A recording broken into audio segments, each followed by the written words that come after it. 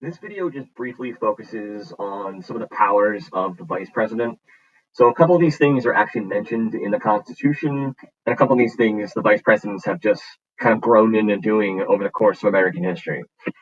So again, just keep in mind that sort of the selection of the vice president changed a bit. Up until 1804, first place finisher in a presidential election was the president, and second place automatically became the VP. And then political parties were sort of born, and that system just wasn't going to work anymore. So now the 12th Amendment established like the package deal that you have today, which is like a president and vice president from one party running against a president and vice president from another. So it's interesting to look at that since 1804 and the ratification of the 12th Amendment, there have only been two vice presidents that were elected on their own without having to like fill a vacancy first. And that was Martin Van Buren in 1836, who had been Andrew Jackson's vice president, and George H.W. Bush, who was elected in 1988 after serving 8 years as Ronald Reagan's vice president.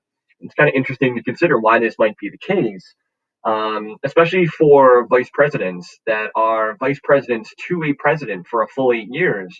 I think you definitely see at the end of their president's presidency sort of people just desiring something new. And oftentimes the vice president is considered to be sort of just an extension of the president. So, for example, you have a president that's in office for 8 years, and then their VP tries to get elected. It's going to be seen as many as just a continuation of that former president's policy. So you don't see the VP as being a major springboard to being able to get elected president on your own. So the first constitutional job of the vice president is to actually, fill a vacancy if there is one in the office of the president. So they're number two in the order of presidential succession. And you can see some of the vice presidents that became president because of either the death of the president that was in office, the assassination of the president, resignation. Also, Andrew Johnson should be included in this list, but he's not. He took over after Lincoln was assassinated. So, these are generally things that you see as being, kind of the most significant thing, right, that a vice president does is take over if there's a vacancy. The other constitutionally stated job is that by definition, the vice president is also the president of the Senate.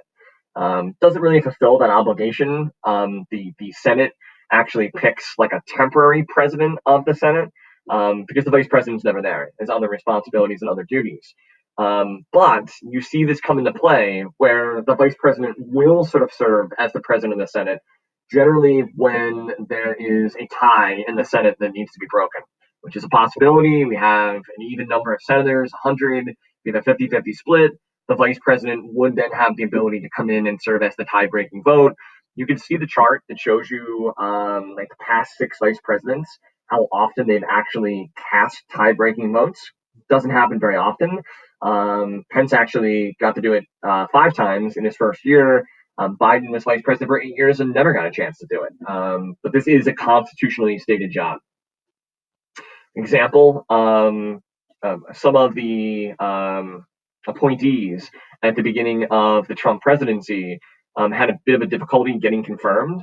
And this is an example. Betsy DeVos was Trump's appointment for Secretary of Education, a cabinet position. It was a 50-50 split within the Senate to confirm. Pence cast the deciding vote, obviously, in favor of her nomination in support of the president. And then if you look at a couple of the other sort of like non-constitutionally stated jobs that the VP has sort of assumed, one of them is sort of just supporting the president's policies, traveling the country, giving speeches, meeting with people, trying to get people to support the president's agenda. That's not really in the Constitution. It's not in the Constitution, but it's something the vice presidents do. Or sometimes the VPs will head up special projects that the president wants. Like, for example, Vice President Pence was asked to be the chairperson of the Coronavirus Response Task Force. So that's something that VPs are sometimes asked to do. And then maybe the other significant thing, again, this is not like constitutionally stated. And again, some argue that this is the most important thing the vice president does, and it really ends the day that the president gets elected, is to balance the ticket. So what does that mean? That just simply means that the president that's running selects a vice president that will maybe appeal to some groups that the president doesn't, or has a hard time getting support from, and that by nominating a particular vice president, you're going to appeal to more people. Or maybe the selection of your vice president is meant to compensate for some sort of either real or like perceived weaknesses that you have. So this is called balancing the ticket, trying again to use the selection of your vice president to sort of compensate for your weaknesses or to attract others to vote for you. Geography maybe right would be taken into consideration. Example: in 1960, JFK was from Massachusetts. He selected Lyndon Johnson as his running mate, who was from Texas. Right. So maybe you don't have a vice president that comes from the same part of the country as you. You try to balance your ticket, right? Or experience and age, right? George W. Bush, when he ran for president in 2000, was criticized for being relatively inexperienced. So he selected a very experienced vice president, Dick Cheney. Or when Barack Obama ran for president in 2008, he hadn't even fulfilled his first term as a U.S. senator. So he was criticized for being too young, too inexperienced. So he selected Joe Biden, a long-serving senator from Delaware, as his running mate. Or like ideology. You don't want to pick someone that's like obviously very different from you, like the first example here, but maybe someone that agrees with you on a lot of issues, but also has like maybe a little bit of a different viewpoint on some issues to attract more people to vote for you. For example, this is pretty extreme.